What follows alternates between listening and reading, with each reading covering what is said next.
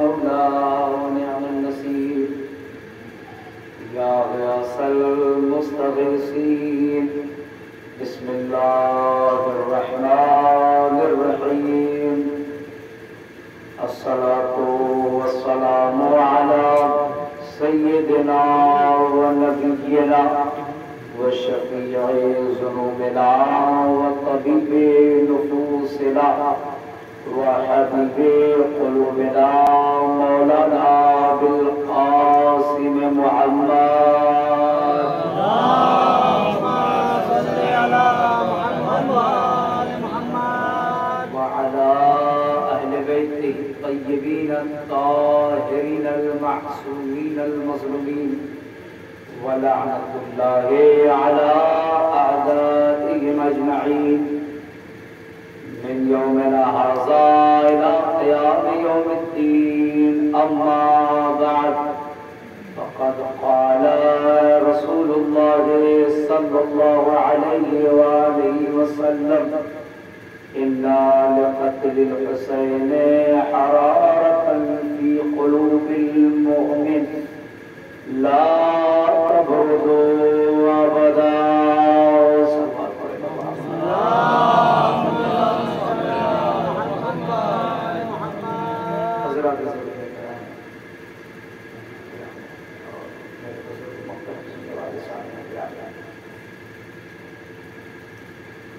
مسلسل ایام آزاد سے شروع ہوا آپ حضرات کی منامک آزاد اور مصروف عزائم خدا سب کی خدمتوں کو قبول فرمائے.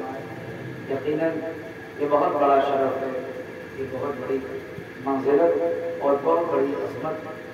اس کی پیش نگاہ اگر ہم دیکھیں تو پھر ہمیں اندازہ ہوگا کہ ہماری مقصد کیا ہے اور ہماری حیثیت کیا ہے اور ہم کس مقام اور کس رتبے کے ہیں.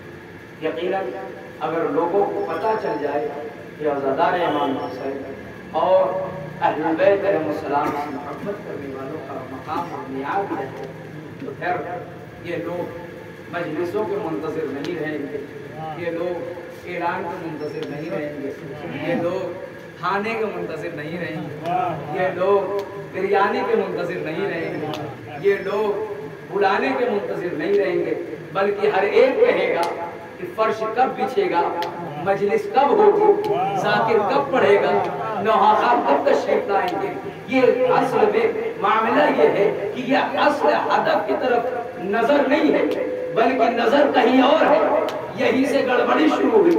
جب اصل ہدف اور اصل مقصد پہ نظر ہوگی تو پھر یہ سوال نہیں ہوگا، یہ سوال نہیں ہوگا کہ تبرک میں بٹے گا کیا، یہ سوال نہیں ہوگا مجلس ختم کب ہوگی. سوال یہ ہوگا کہ فرش بچھاؤ، ہمیں زہرا کا انتظار ہے، زہرا ہماری منتظر ہے. صلوات پڑھنے پر محمد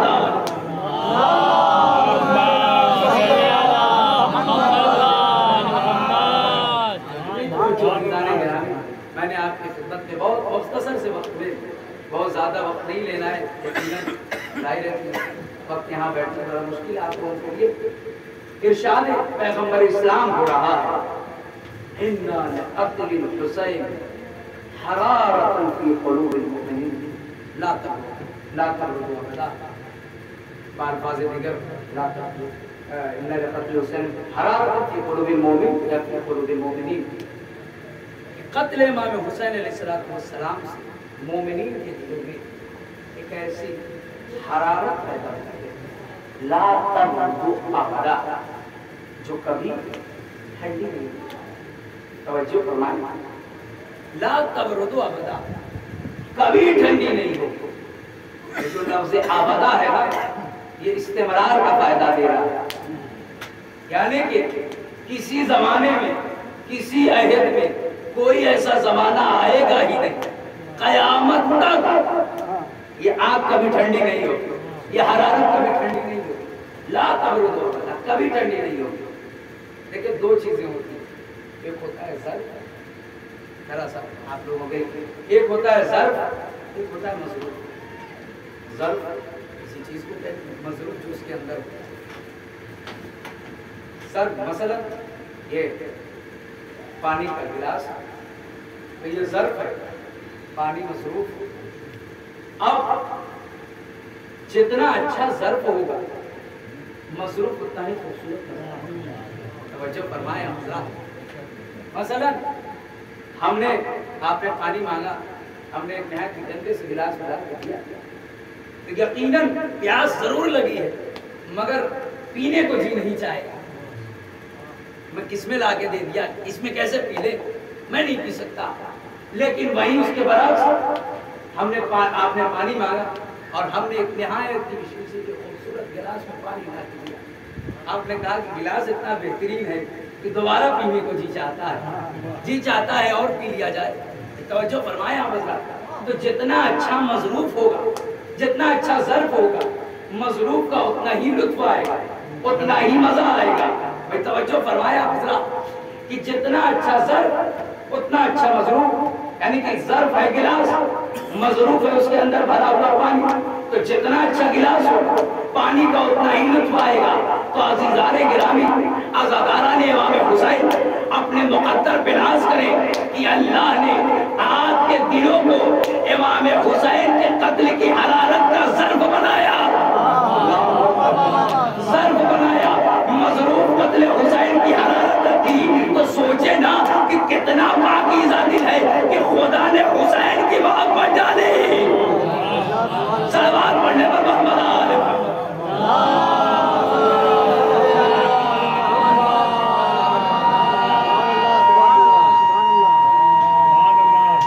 توجہ فرمایا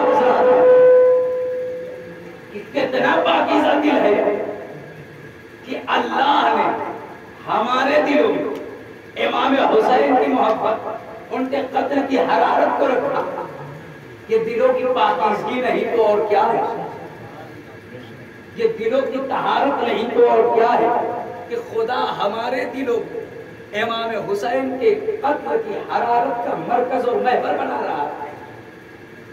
اور یہ ساتھ میں وعدہ کہ لا تبرد وغیرہ، یہ آگ کبھی ٹھنڈی نہیں ہوتی، یہ آگ کبھی کم نہیں ہوتی۔ میں توجہ فرمائیں، یہ آگ کبھی ٹھنڈی نہیں ہوگی، یہ آگ کبھی کم نہیں ہوگی۔ جیسے جیسے زمانہ بڑھے گا ویسے ویسے اس کی حرارت بڑھتی جائے گی، حرارت میں کمی نہیں ہوگی، شدت ہوگی مگر کمی نہیں ہوگی۔ توجہ فرمائیں، شدت ہوگی مگر کمی نہیں ہوگی۔ اب یہ کوئی سوال نہ کرے یہ مجلسیں کیوں بڑھ رہی ہیں، یہ مجلسیں کیوں بڑھ رہی ہیں، یہ عزاداری کیوں بڑھ رہی ہے، یہ تعزیہ داری کیوں بڑھ رہی ہے۔ یہ تعزیہ داری نہیں بڑھ رہی ہے، قتل حسین کی حرارت ہے جو دلوں کو آئزہ اور دلوں کو آزاد کر رہی ہے، یہ دلوں کو زندہ کر رہی ہے۔ عزیزان گرامی، اسی کی مثال دیکھنی ہے تو آپ سوشل میڈیا پہ ذرا دیکھیں کہ کربلا میں یہ جو لوگوں کا سیلاب آ رہا ہے نا، یہ بھیڑ نہیں ہے، قتل حسین کی حرارت ہے۔ صلوات پڑھنے پر محمد آل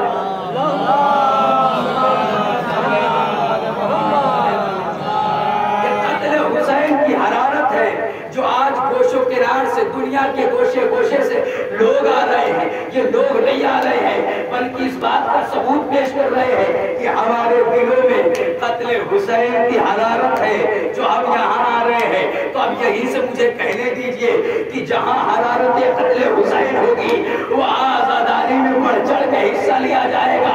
اب جہاں بھی دیکھو کہ تعزیے کو دیکھ کے دروازے بند نظر آئے، سمجھ جاؤ اس کا حسین سے رشتہ نہیں ہے۔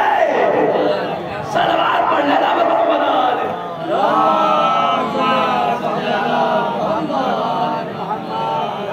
قتل حسین کی حرارت جو دلوں کو تازگی بخش رہی ہے۔ عزیزان گرامی توجہ فرمائیں، قتل امام حسین سے کیسے حرارت پیدا ہوئی ہے۔ صلوات پڑھنے پر محمد آل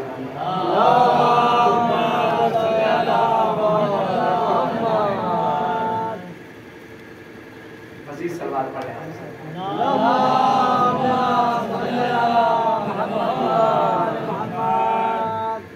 کہ امام حسین علیہ السلام قتل سے دلوں میں ایسی حرارت پیدا ہوا لا تعلق ہوتا جو کبھی ٹھنڈی نہیں ہوتی۔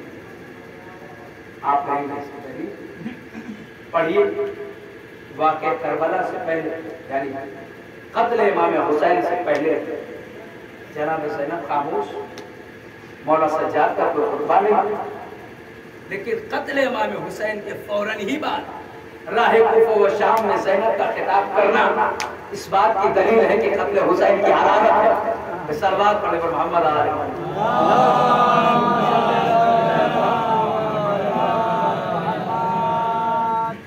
قتل امام حسین کی حرارت ہے دلوں جو یہ پیغام پہنچ رہا ہے۔ مزید صلوات پڑھے اللہم صلی علی محمد وآل محمد۔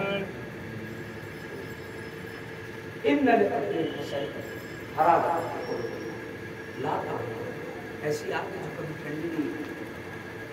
قافلہ اہل حرم راہ کوفہ سے ہوتے ہوئے شام میں آ گیا۔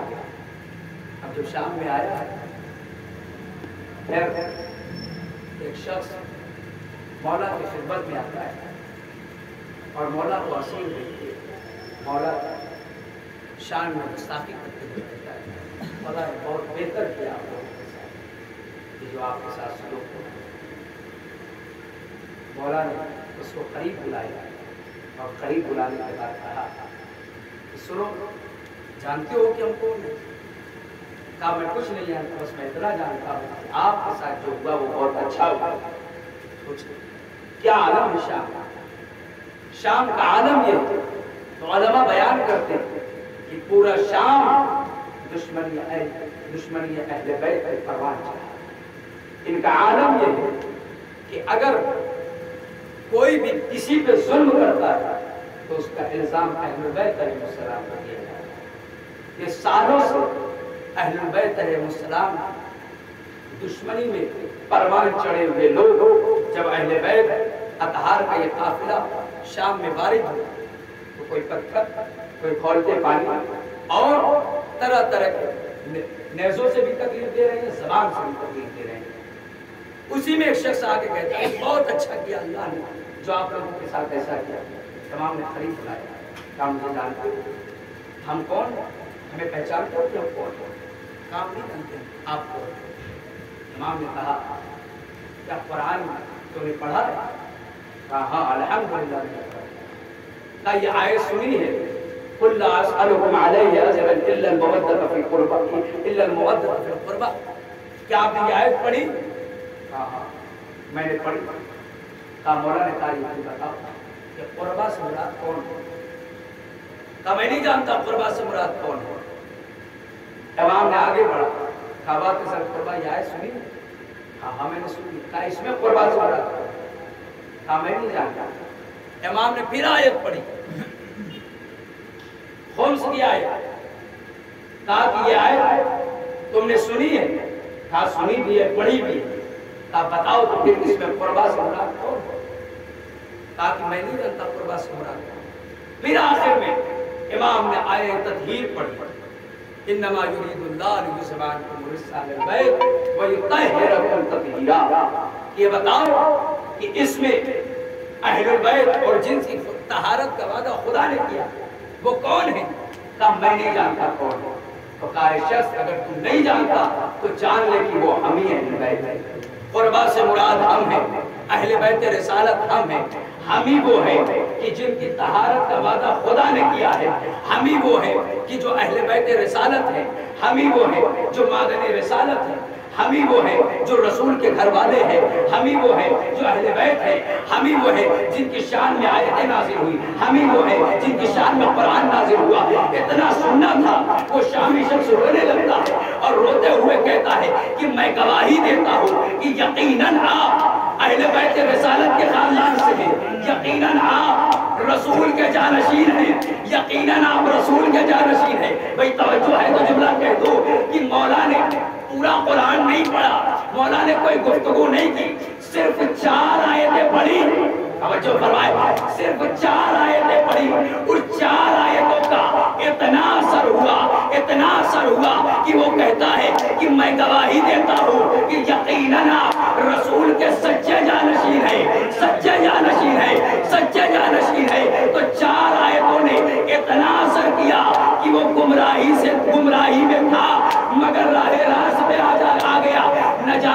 ایسے مسلمان تھے رسول قرآن سناتے رہے مگر گمراہی سے باز رہا ہے. صلوات پڑھنے پر محمد آل.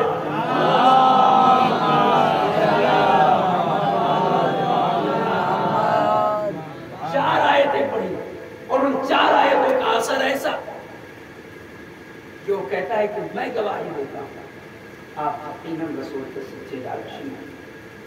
قافلہ مسجد کی طرف اور عالم یہ ہے عمرہ رؤسا دانشور پڑھے لکھے ہو اللہ نامہ کرنے والے ہو اور جو بھی اس زمانے سربراہ تھے وہ سارے دربار میں بیٹھے ہوئے. کوئی عام اور عوامی مجمع نہیں, سارے بڑے بڑے لوگ دربار میں بیٹھے ہوئے. ایسے میں اہل بیت رسالت کو اسیر کر دربار میں لایا گیا. اور جب دربار میں لایا گیا تو عالم یہ ہے یزید حکم دیتا ہے کہ خطیب اپنے نمکخوار خطیب کہ ممبر پہ جائے اور جتنا ہو سکے اہل بیت علیہ السلام کی تذلیل کرے اور خاندان بنو امیہ کی تعریف کرے. وہ ممبر پہ آتا ہے اور اپنے نبض کو ادا کرتے ہوئے جتنا ہو سکتا تھا اہل بیت کی شان میں گستاخی. اللہ اکبر. سوچیں کہ کیا منظر ہے اور کیا عالم ہے شان کا کہ اہل بیت کی شان میں گستاخی کی جا رہی ہے.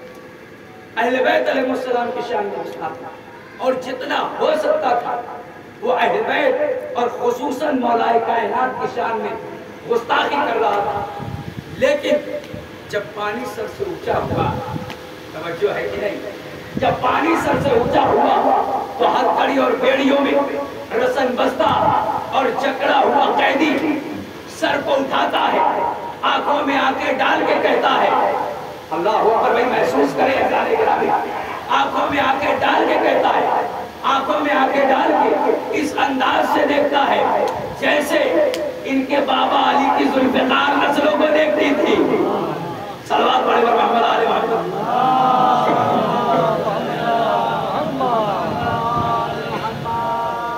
مولا اس کی جانب دیکھتے ہیں اور کہتے ہیں وَإِلَكَ أَيُّهَا الْخَاطِبُ اشْتَرَيْتَ مَرْضَاتَ الْمَخْلُوقِ بِسَخَطِ الْخَالِقِ فَتَبَوَّأَ مَقْعَدَكَ مِنَ النَّارِ. وائے ہو تجھ پہ اے خطیب. اللہ اکبر. بھرا ہوا دربار, سجا ہوا دربار, لوگ کس کے؟ یزید کے بلائے ہوئے لوگ. خطیب کس کا؟ یزید کا. یہ آپ دیکھیں کوئی عام سیاسی پارٹی کا کوئی اسپیکر جب اسپیچ دیتا ہے, درمیانے اسپیچ اگر کوئی اسے ٹوک دے تو یہ صرف اور صرف اس کی توہین نہیں ہوتی, یہ پوری پارٹی کی توہین کہی جاتی ہے, پوری پارٹی کی توہین کی جاتی ہے. اب جیسے ہی مولا نے کہا اے خطیب تجھ پہ لعنت ہو, یہ صرف خطیب پہ لعنت نہیں ہے, پوری یزید کی سلطنت پہ لعنت ہے. مولا نے کہا وَإِلَكَ أَيُّهَا الْخَاطِبُ اشْتَرَيْتَ مَرْضَاتَ الْمَخْلُوقِ بِسَخَطِ الْخَالِقِ. لوگوں کی مرضی اللہ کا غضب کو خرید رہا, لوگوں کی رضا کے لیے اللہ کے غضب کو خرید رہا. فَتَبَوَّأَ مَقْعَدَكَ مِنَ النَّارِ. اور اپنا ٹھکانہ جہنم بنا رہا. تو یہیں سے سمجھ میں آ گیا ہے کہ لوگوں کے رضا کے لیے, لوگوں کی رضا کے لیے پڑھا جانا یہ اجر نہیں رکھتا, بلکہ اجر اسی پہ ملے گا جو خدا کے لیے پڑھے گا. فَتَبَوَّأَ مَقْعَدَكَ مِنَ النَّارِ. اور اپنا ٹھکانہ جہنم بنا رہا. وہ خطیب کر کیا رہا؟ خطیب اہل بیت علیہ السلام کی شان میں گستاخی کر رہا, حد سے زیادہ مولا کائنات کی تذلیل کر رہا, اہل بیت علیہ السلام کی تذلیل کر رہا تھا. اور امام نے کیا کہا؟ فَتَبَوَّأَ مَقْعَدَكَ مِنَ النَّارِ. اپنا ٹھکانہ جہنم بنا رہا ہے, اپنا ٹھکانہ جہنم بنا رہا ہے. مولا نے یہ صرف اس خطیب کے لیے نہیں کہا ہے, بلکہ قیامت تک کے لیے ہر خطیب کے لیے کہا ہے. جو بھی علی کی شان میں گستاخی کرتا نظر آئے بس سمجھ جانا اس کا ٹھکانہ جہنم ہے, وہ خود گمراہ ہے, لوگوں کو بھی گمراہ کر رہا ہے. صلوات پڑھ لیں.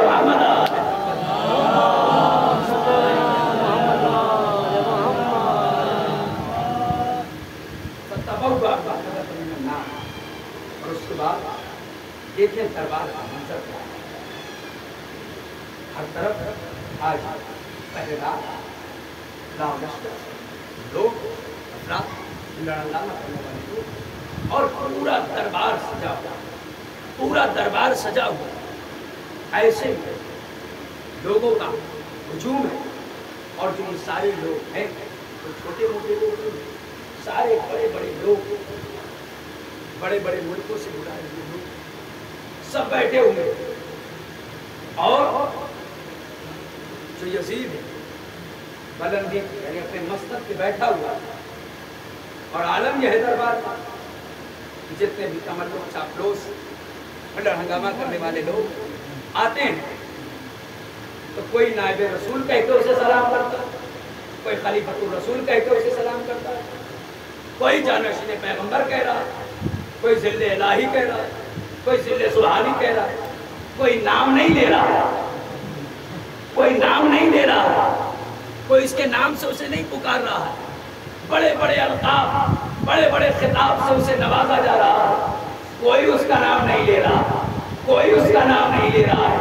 لیکن ایسے ماحول میں جب میرے مولا نے خطاب کیا تو کہا اذن لی یا یزید, توجہ فرمائے, اذن لی یا یزید, اے یزید کیا اجازت ہے کہ میں ان لکڑی کے ڈھانچے پہ جاؤں, میں اس لکڑی کے ڈھانچے پہ جاؤں. ارے جہاں سارا مجمع اسے نئے نئے القاب, نئے نئے خطاب سے نواز رہا تھا, وہاں جب ایک قیدی نے خطاب کرتے ہوئے یا یزید کہا, اب یا یزید کہنا تھا, سارا مجمع حیران و شگفتہ. ارے یہ ہو کیا رہا ہے؟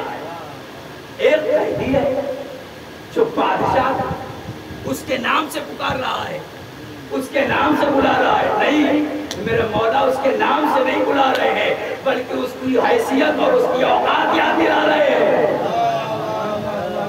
یزیدیہ یزیدیہ زندہ باد, حسینیہ زندہ باد, حسینیہ زندہ باد, نعرہ صلوات, اللہم صل علی محمد.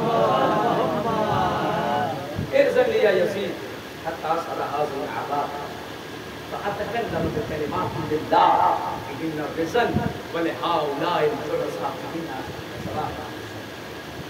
کیا اجازت کہ میں توجہ ہے کہ نہیں؟ یہ گانے گرانے مولا, یہ منبر ہے, خطیب منبر کے اوپر ہے, آپ کہہ رہے ہیں کیا اجازت ہے کہ میں اس لکڑی کے ڈھانچے پہ جاؤں؟ مولا یہ منبر, اسے منبر کہیے.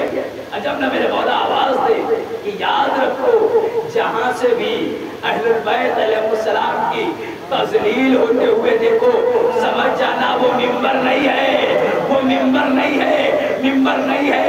اگرچہ پالان شکر ہی کیوں نہ ہو, اگر وہاں سے علی کی ولایت کا اعلان ہو تو پالان شکر نہیں ہے, اسے منبر کہیں گے. صلوات علیہ محمد.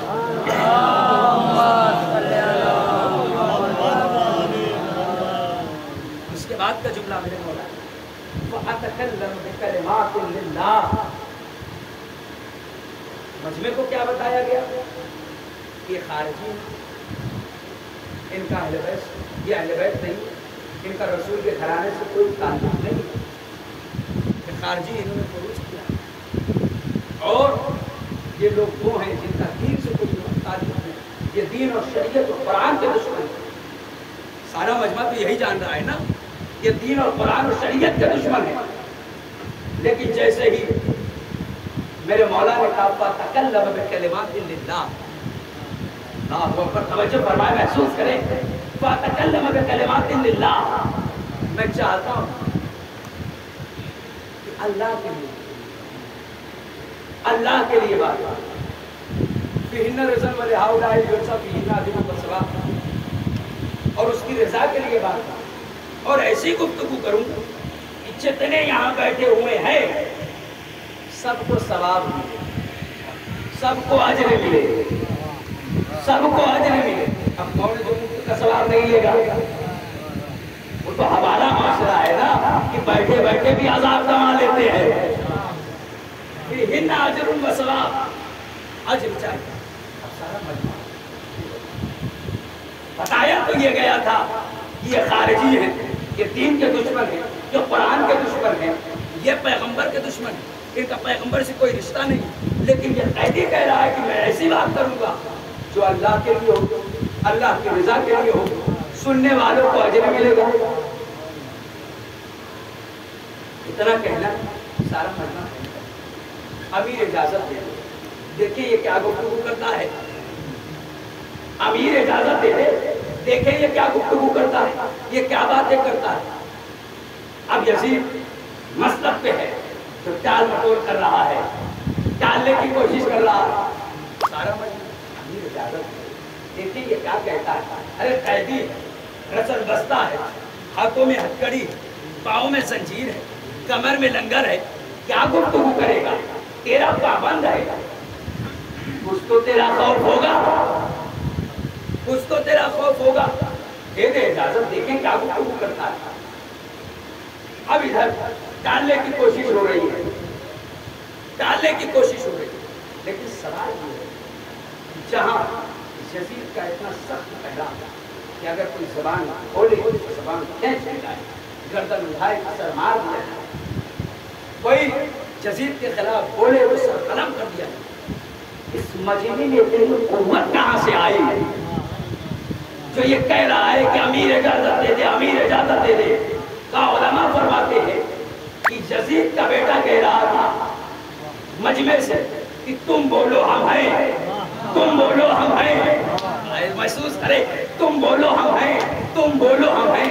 یہ کیوں بلوا رہا ہے؟ یہ بلوا نہیں رہا ہے بلکہ دیکھنا چاہ رہا ہے میرے باپ کی کرتوتیں کیا ہیں۔ صلوات پڑھ لینا محمد آل محمد۔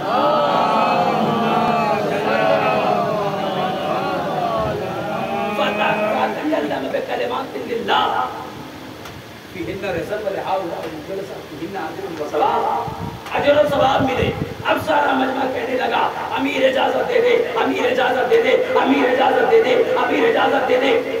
ایک مرتبہ یزید پریشان ہو کے کہتا ہے ان سعدہ لم ینزل الا بفضیحتی وفضیحت آل ابی سفیان۔ آئے توجہ فرمائے، اے مجمع والوں، اگر یہ منبر پہ چلا گیا نا تو اس وقت تک نہ اترے گا جب تک مجھے اور خاندان بنی سفیان کو ذلیل نہ کر لے۔ صلوات پڑھنے پر محمد آل محمد۔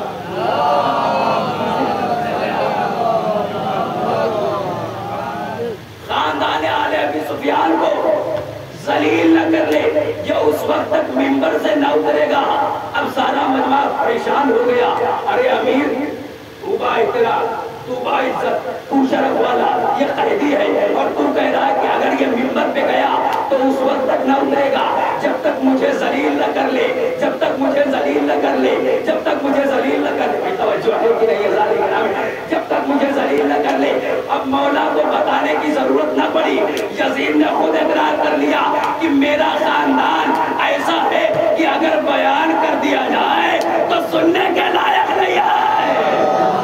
صلوات پڑھنے پر محمد آل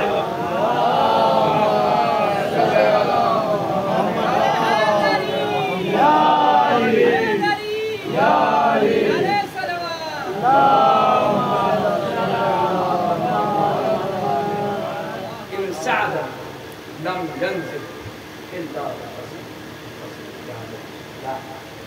اس کے بعد یزید نے یہ جملہ کہا، اب مجمع بالکل آپے سے باہر، اب یہ قیدی سے ڈر رہا ہے۔ توجہ فرمائے کہ میرا مولا توقع سراسر میں جکڑا ہوا اور تخت پہ بیٹھا ہوا حاکم لغز رہا ہے۔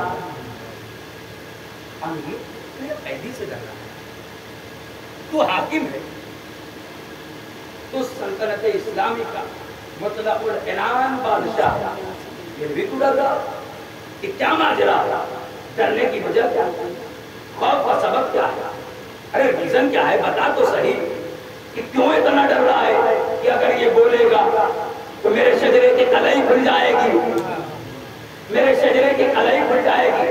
آخر ہے کیا اس کے اندر، آخر ہے کیا اس کے اندر؟ تو خود یزید اقرار کرتا ہوا کہتا ہے انہو من اہل بیت قد ذق العلم زقا، ارے یہ خاندان اہل بیت سے آئے، انہیں جیسے کوئی چڑیا اپنے بچے کو دانا چگا دیا ہے. صلوات پڑھ لینا پر محمد آل محمد.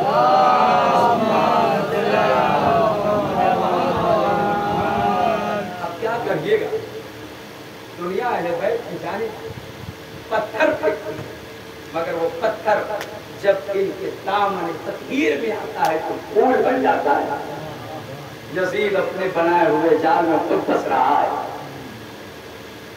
بتایا کیا لوگوں کو کہ خارجی ہے، ان کا دین سے کوئی تعلق نہیں، رسول سے کوئی تعلق نہیں، قرآن سے ان کا تعلق نہیں، قرآن سے ان کا تعلق نہیں، رسول سے ان کا کوئی تعلق نہیں.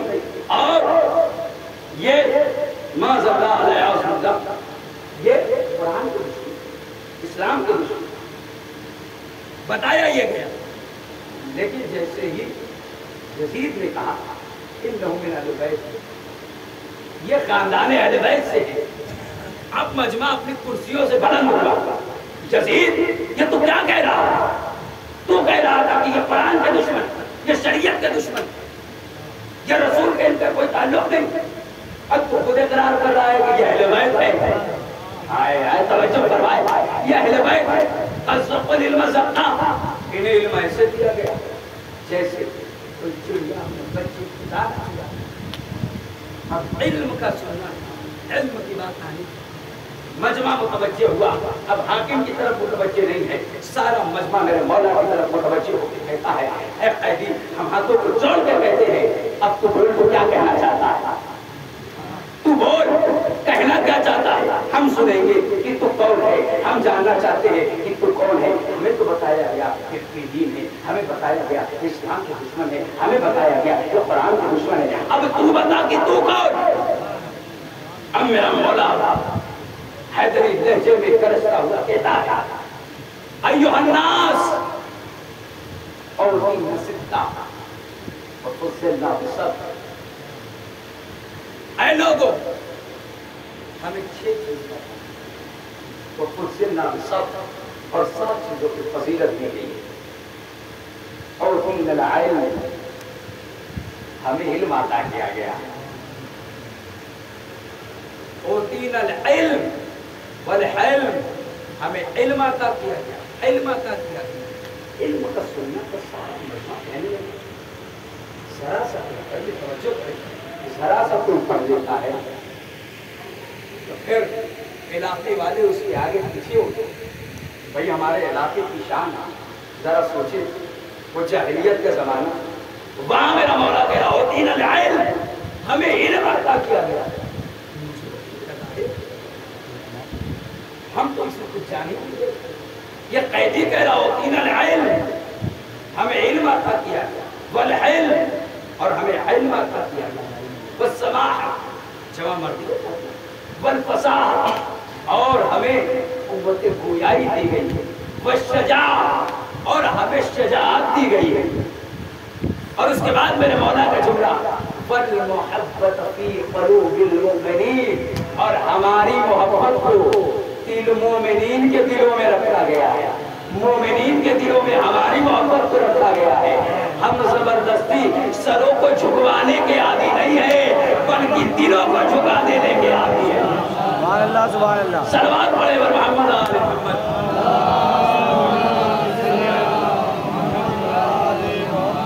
میرے مولا نے کیا کہا؟ اوتینا العلم والحلم والسماح والفصاح والشجاع، ہمیں شجاعت عطا کی گئی ہے. میرا مولا نے کیا کہا؟ ہمیں شجاعت عطا کی گئی ہے. میرا مولا بتانا چاہتا ہے اے لوگوں یاد رکھو، میدان میں ہمارے قدم جمنے والے ہیں، ہم ہی وہ ہیں جو میدان میں اپنے قدم کو جمائے ہوئے رہتے تھے. ہمارا بھگوڑوں سے کوئی تعلق نہیں ہے. اوتینا العلم، ہمیں علم عطا کیا گیا. یہ ہے وارثان علم. میرا مولا بتانا چاہ رہا ہے دیکھو وارث سلولی کو اور جہالت گمراہی پڑے ہوئے لوگوں کا وارث کون ہو. جانے گرا اوتینا العلم، ہمیں علم عطا کیا گیا. کون ایسا مسئلہ ہے جو الجھ گیا ہو اور در اہل البیت کے آگے سلجھ نہ گیا؟ کوئی ایسا مسئلہ نہیں، کوئی ایسی بات جو اہل بیت نے نہ سلجھائی، جو اہل بیت نے نہ حل کی۔ لوگوں نے ایک مرتبہ طے کیا اب علی علیہ السلام سے ایسا سوال کریں گے کہ جس کے دو جواب، اگر علی یہ جواب دیں گے تو ہم کہیں گے یہ نہیں یہ بھی نہیں۔ مطلب یہ ہے کہ انہوں نے طے کر لیا کہ علی کوئی جواب دے ہمیں ماننا نہیں ہے، پھر دیکھے کرتے کیا ہے علی تو علی ہے نا، کون ایسا مسئلہ ہے جو ان کے در پہ آگے سلجھ نہ گیا۔ لوگ آئے اس ارادے کے ساتھ، وہ تین العلم توجہ رہے، انہیں علم عطا کیا، طے کر کے آئے، آنے کے بعد کہتے ہیں یا علی ہم نے ہمارے یہاں دو جانوروں سے ملتے، ایک جانور عالم ہم سمجھ نہیں پا رہے اسے کیا کہیں، اسے کتا کہیں یا اسے بکری کہیں۔ دو جانوروں سے مل کے ایک جانور عالم وجود میں آیا ہے، ہم سمجھ نہیں پا رہے ہیں کہ اسے کیا کہیں۔ تب سمجھے تھے کہ جو آج سمجھتے تھے جنہیں اونٹ اور اونٹنی میں تمیز نہ ہو، توجہ فرمائے، کہا کہ یا علی ہم سمجھ نہیں پا رہے کہ اسے کیا۔ میرے مولا نے کہا کہ اس کے آگے جو ہے گھاس اور گوشت، اگر وہ گھاس کی طرف بڑھے سمجھ جانا باقی ہے، اگر گوشت کی جانب بڑھتا ہے سمجھ لینا اس کا نجیب نہیں جانتا۔ یہ تو طے کر کے آئے تھے کہ ماننا ہے نہیں۔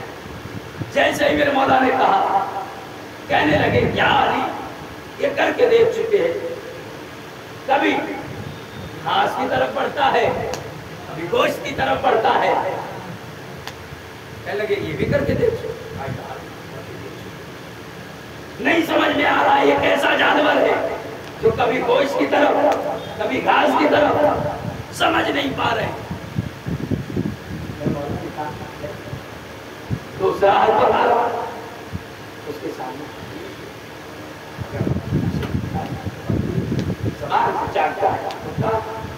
کئی علی یہ بھی کر کے دیکھ چکے ہیں، کبھی اس طرح کبھی اس طرح، سمجھ نہیں پا رہے ہیں کہ یہ کیا کر رہا ہے، ہم سمجھ نہیں پا رہے ہیں کہ یہ کیا کر رہا ہے، کبھی ادھر منہ مار لیتا ہے کبھی ادھر منہ مار لیتا ہے۔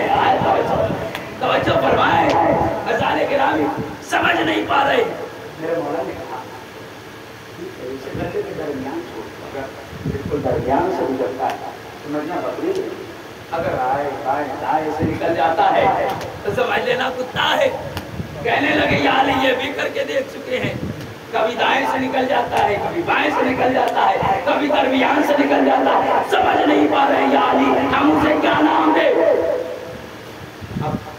وہ علی ہی نے جو مسئلے کا حل نہ بتایا، میرے مولا نے کہا جب سب کر ہی چکے ہو تو پھر آخری حل یہ ہے کہ اسے ذبح کر دو، اگر اوجھڑی نکلتی ہے تو سمجھنا بکری ہے، اگر آتے نکلتی ہے تو سمجھنا کتا ہے۔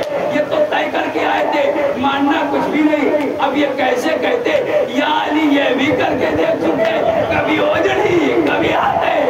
صلوات پڑھے محمد آل محمد۔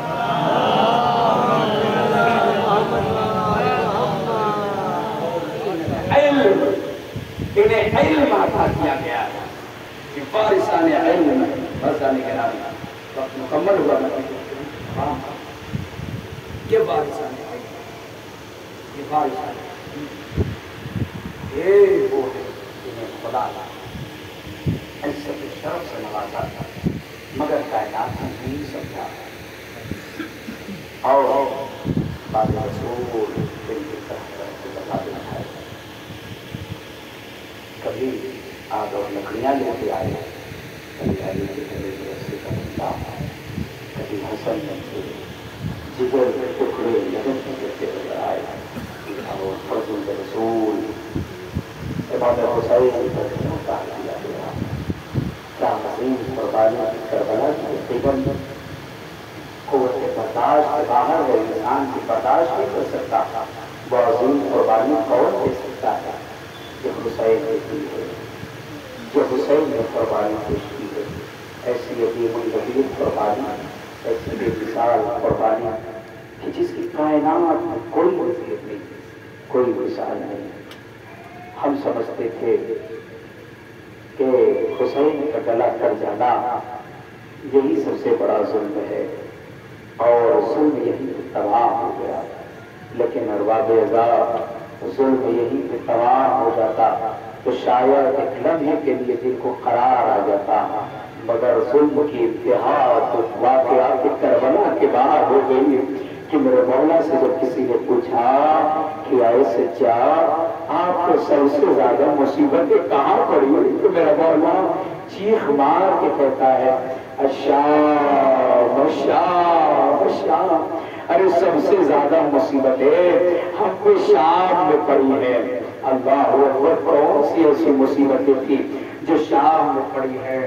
شاید وہ مصیبتیں وہی ہو کہ جب اہل حرم کا یہ لٹا ہوا قافلہ ارے شام کے دروازے پہ پہنچا ہے تو قافلے کو روکا گیا اور یہ کہا گیا کہ شہر کی آئینہ بندی ہو رہی ہے۔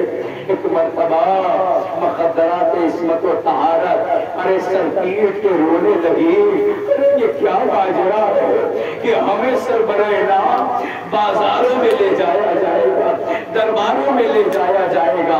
اللہ اکبر، جب یہ اہل حرم کا قافلہ ارے دربار کی جانب چلا ہے، سر پیٹ پیٹ کے بیویاں ارے رو رہی ہے، انہی میں ایک حسین کی 4 سالہ بچی ہے جو ہر لمحہ کہہ رہی ہے بابا اے بابا، ارے بچی میں اب تازیانے کھانے کی شکل نہیں ہے۔ اللہ اکبر، جزاک اللہ علیہ ہزار، کیا ظلم اہل بیت پہ گزر گیا، کوئی برداشت نہیں کر سکتا۔ یہ وہ ظلم ہے کہ جس پہ آسمان بھی رویا، جس پہ زمین بھی روئی ہے۔ اللہ اکبر، جب یہ خبر ہند تک پہنچی ہے کہ ہند تک پہنچی کہ کچھ قیدی ہے جنہیں اسیر کر کے لایا گیا ہے، جنہیں اسیر کر کے لایا گیا ہے، بتانے والوں نے بتایا کہ ایسے قیدی ہم نے نہیں دیکھے، جیسے قیدی آئے ہیں ارے ان کے سروں پہ چادریں نہیں ہے، وہ سر برہنہ ہے۔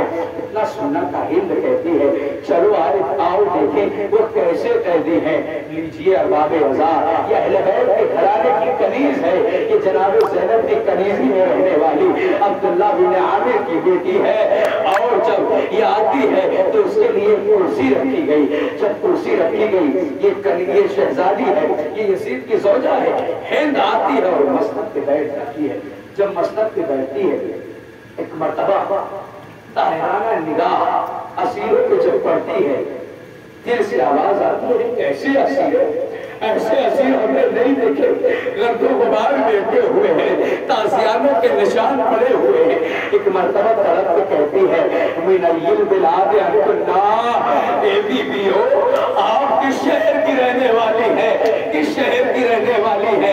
اتنا سننا تھا، زینب اولیاء مقام نے اور یہ بالوں سے پردہ کیا، سر کو جھکایا اور تڑپ کے کہا اے بی بی ہم مدینے کے رہنے والے ہیں۔ مدینے کا نام آنا تھا، ارے ہند اپنی مسند سے کھڑی ہو گئی، کہتی ہے بی بی ارے یہ تو ہمارے شہزادوں کا شہر ہے، یہ تو ہماری شہزادیوں کا شہر ہے، اب میں احتراماً مسند پہ نہ بیٹھوں گی۔ مسند سے کھڑی ہو گئی اور زمین پہ بیٹھ گئی، کہتی ہے اے بی بی آپ مدینے کی رہنے والی ہیں؟ شہزادی نے کہا ہاں میں مدینے کی رہنے والی ہوں۔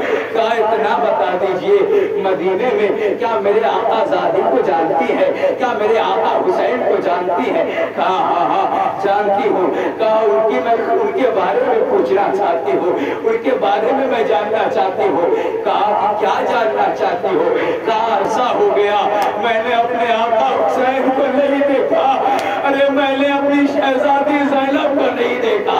اتنا سننا تھا، کہتی ہے کہ اے ہند کیا تو برداشت کر سکے گی، کیا یہ تو سن سکے گی کہ تیری شہزادی زینب کی سال میں ہے، ارے ارے زینب کا نام آنا تھا. ایک مرتبہ ہند کہتی ہے بی بی خاموش ہو جا, ارے بھرے مجمع میں میری شہزادی کا نام نہ لے. ایک مرتبہ زینب نے چیخ ماری اور اشارہ کر کے کہا اے بی بی, ارے وہ نیزے پہ وہ میرے بھیا حسین کا سار. اتنا سننا تھا کہ وہ تڑپ کے کہتی ہے کیا یہ آقا حسین کا سر ہے؟ واہ حسینہ, واہ امامہ, واہ سیدہ کا نعرہ بلند کرتی ہے اور کہتی ہے اے بی بی میری شہزادی کی کیا خبر ہے؟